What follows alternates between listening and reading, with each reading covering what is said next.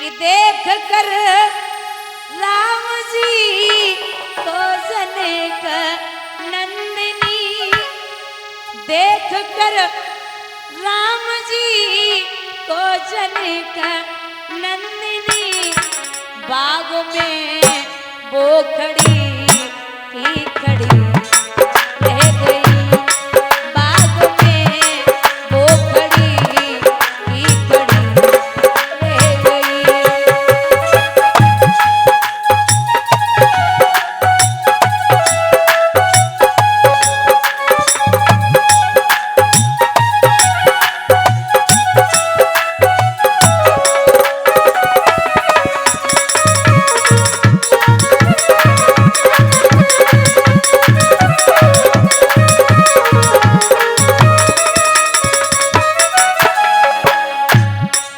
जब गए थे जनकपुर तनु देखने, जब गए थे जनकपुर तनु देखने, सारी सखी यारो कौन से लगी देखने, राम दे सिया को सिया राम को, राम दे सिया को सिया राम को, चारों अखियां लड़ी की लड़ी रह गई, देख राम जी को जनक नंदिनी।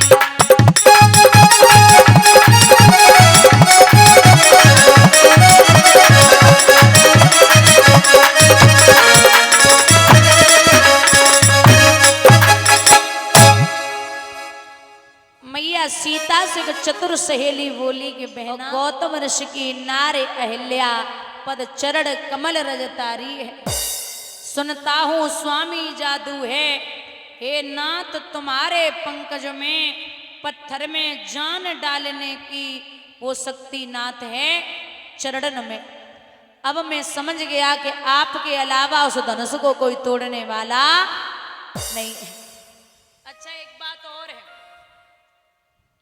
महाराज, जो ये स्वयंवर हुआ था, बहुत ध्यान से सुनना, जो ये स्वयंवर हुआ था उस स्वयंवर की चिट्ठी हर जगह गई थी, लेकिन एक जगह नहीं गई। कहां? राजा दशरथ के यहां विश्वामित्र ने चिट्ठी नहीं भेजी थी, मतलब अवधपुरी में। कारण ये था कि एक समय राजा जनक और महाराज शनि में सत्संग हुआ, तो महाराज शनि ने देखा राजा जनक सत्संग में हरा देते हैं।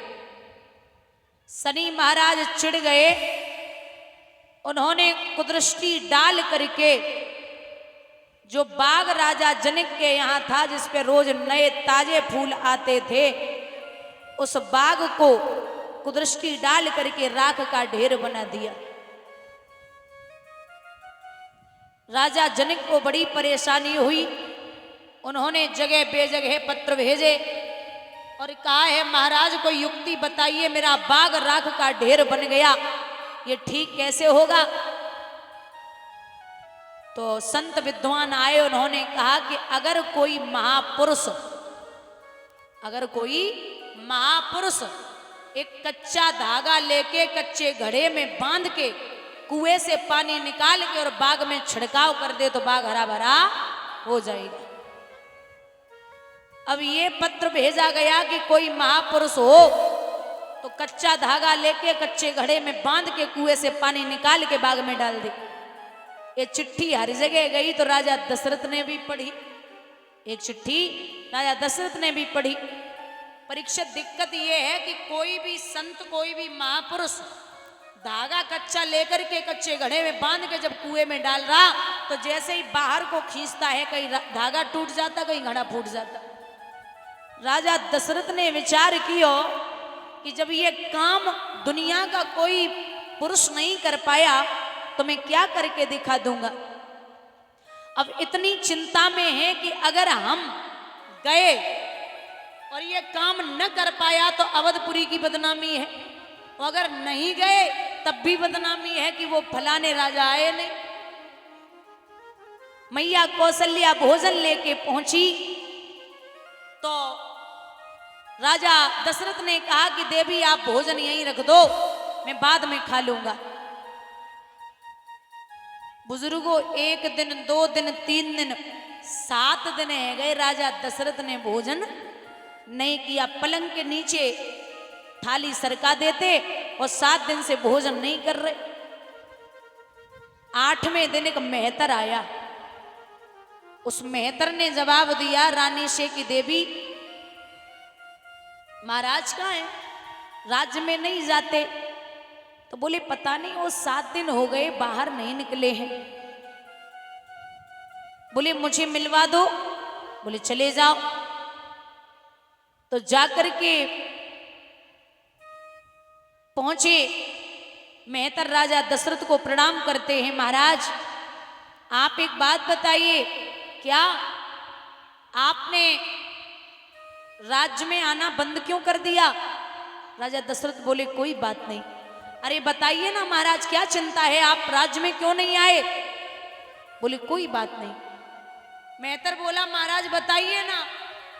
चलो आप राज्य में नहीं आए कोई बात नहीं, लेकिन ये बताइए आपने 7 दिन से भोजन क्यों नहीं किया? ये राजा दशरथ की पत्नी भी नहीं जानती थी कि मेरे पति ने भोजन किया या नहीं किया, लेकिन वो मेहतर बता रहा है कि आपने भोजन नहीं किया।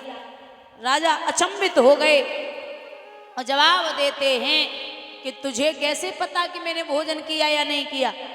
तो मेहतर ने कहा कि नाथ, जब से मैं समझदार हुआ हूं और मैंने भोजन करना शुरू किया तब से और आज तक मैंने आपकी बची हुई जूठन के अलावा किसी के घर का अन्न नहीं खाया है। मेरी मैया रोज आपकी जूठन ले जाया करती थी, आज 7 दिन है गए नाथ आपकी जूठन हमें नहीं मिली, इसका मतलब ये है कि आपने भोजन नहीं किया। बताइए भोजन क्यों नहीं किया? तो जवाब दिया है कि जनकपुरी जाना, कच्चा धागा लेके कच्चे घड़े में बांध के कुएं से पानी निकाल के डालना है। जब कोई नहीं कर पाया तो मैं क्या कर लूंगा?